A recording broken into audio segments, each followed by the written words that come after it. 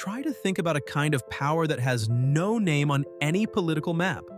No army of its own, no president, no parliament, yet has the ability to keep the President of the United States up at night, send the Chinese leadership into emergency meetings, and shake global stock markets in a single morning. That power is not AI, not digital currency, not nuclear weapons. It is a 21-mile wide strip of water in the Middle East that most Americans cannot find on a map. The Strait of Hormuz does not control the world through military force or financial leverage. It controls the world through something far simpler and far more frightening: geography.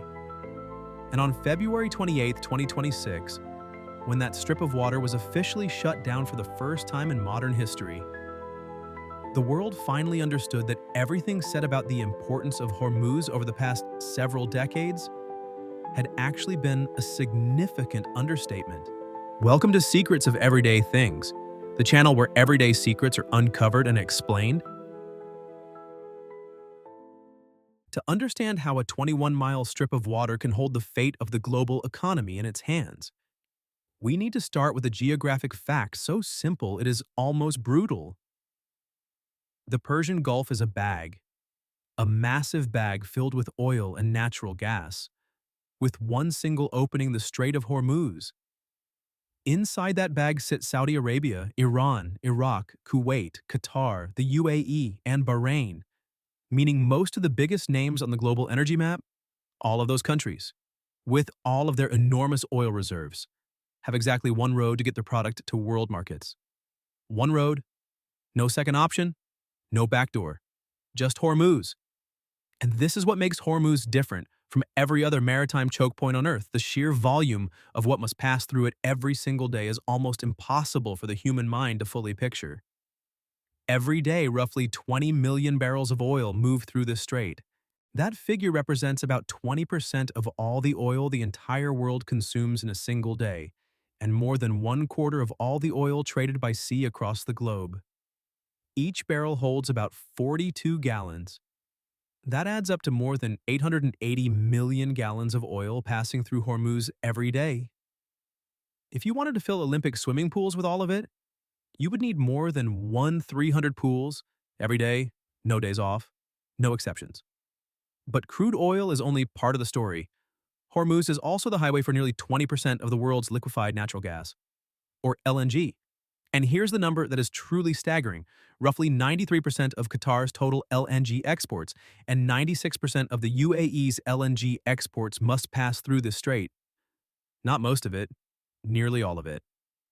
Qatar is one of the largest LNG exporters on the planet, supplying gas to Europe, Japan, South Korea, and many other places. And every bit of that gas has to squeeze through a 21-mile gap before it can reach anyone anywhere. This is exactly why when Hormuz shut down in February 2026, Europe immediately fell into its second gas crisis in just a few years.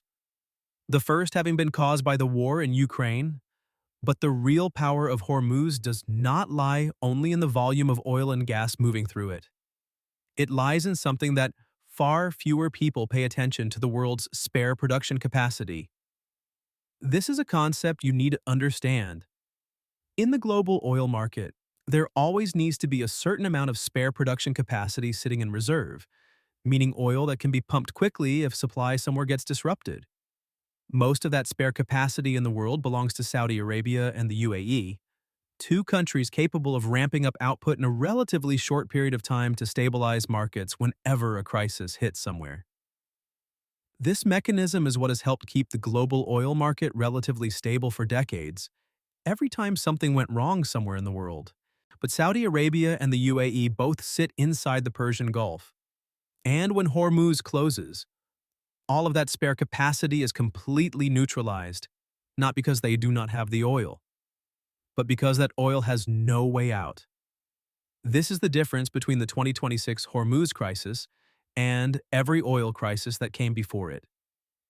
In previous crises, when supply from one place got disrupted, Saudi Arabia could pump more to fill the gap. This time, Saudi Arabia itself is trapped inside that bag. This time, there is no one to step in and stabilize the market. And the market knows it. That is why Brent crude oil prices hit $126 a barrel during this crisis, a number that previously only appeared in worst-case disaster scenarios drawn up by energy analysts. So does the world have any way to go around Hormuz? The answer is yes, but nowhere near enough. Saudi Arabia has the East-West pipeline, which can move oil to a port on the Red Sea with a maximum capacity of around 5 million barrels per day.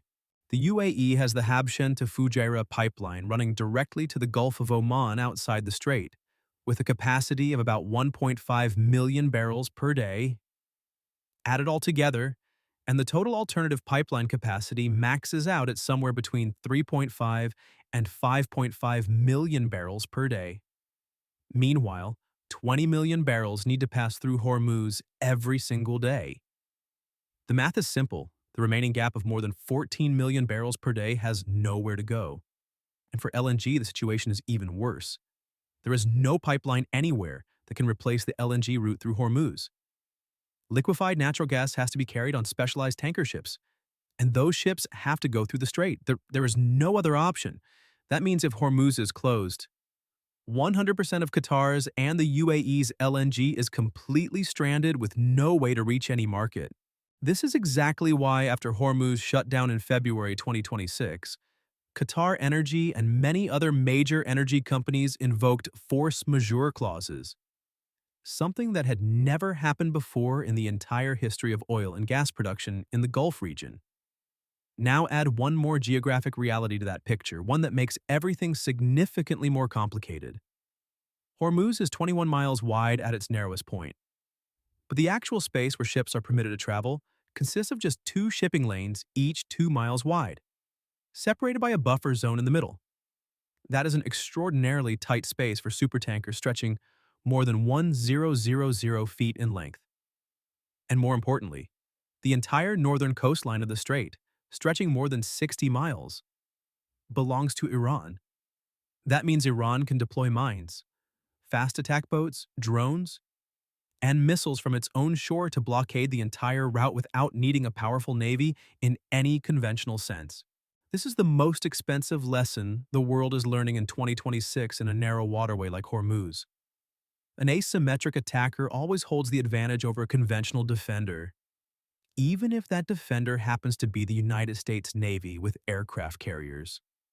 Since February 28, 2026, following the U.S. and Israeli launch of Operation Epic Fury against Iran, the Revolutionary Guard officially declared the strait closed to vessel traffic and began attacking commercial ships that tried to pass anyway. Iran carried out more than 21 confirmed attacks on commercial vessels. Tanker traffic through the strait dropped by 90% in the very first week of March. More than 150 ships sat anchored outside the strait waiting. Insurance companies pulled war risk coverage, and most shipping companies rerouted entirely to the long way around the Cape of Good Hope at the southern tip of Africa. Adding weeks to every delivery and pushing freight costs to record levels, more than 80% of the oil and LNG moving through Hormuz heads toward Asia. Japan sources about 95% of its crude oil from the Gulf region and immediately requested its government release national reserves. South Korea sources about 75% of its oil from the region and faces similar pressure. Iraq was forced to slash its exports from Basra from 3.3 million barrels per day to fewer than 1 million barrels. Saudi Arabia had to shut down its largest refinery at Ras Tanura.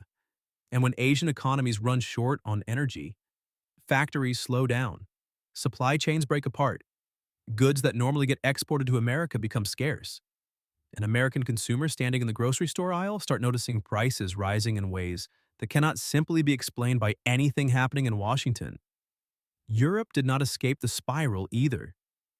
European gas storage levels were sitting at just 30% capacity after the brutal winter of 2025 and 2026. When Qatar halted its LNG exports through Hormuz, European gas prices nearly doubled in just a matter of weeks. The European Central Bank was forced to postpone its planned interest rate cuts.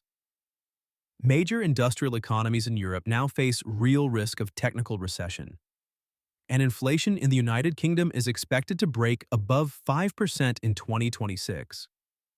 All of it started from a strait that on a world map you can barely see. The International Energy Agency called this the greatest energy security challenge in the history of humanity. Not the greatest in several decades, the greatest in all of recorded history. As of today, March 27, 2026, the strait has been effectively closed for nearly 4 weeks. Trump issued an ultimatum and then pushed the deadline back multiple times. The U.S. launched a military campaign on March 19th, aimed at forcing the route back open. Bahrain is pushing for action at the United Nations Security Council, and Iran has announced that only vessels from 5 selected countries, including China, Russia, India, Iraq, and Pakistan, will be permitted to transit. This is not a sign of backing down. This is geopolitics being enforced by controlling who is allowed to pass through a 21-mile strip of water. Shipping analysts assess that routine commercial transit through Hormuz is unlikely to resume for the rest of 2026. If that assessment holds, the world is moving into territory that has never been mapped. No economic model was built for this scenario. No contingency plan is large enough to cover the gap. And there is no historical precedent to look back on for guidance. This is exactly why the Strait of Hormuz controls the world's oil supply, not because it is large, but precisely because it is small, because it is the only road, because nothing can replace it, and because when it stops working, the entire global energy system built over decades on the assumption that Hormuz would always be open begins to shake in ways that nobody was truly ready to face. The world had known this for a long time, but only in 2026 when the smallest and most important valve on Earth was actually twisted shut. Did we finally understand that knowing something and being prepared for it are two entirely different things?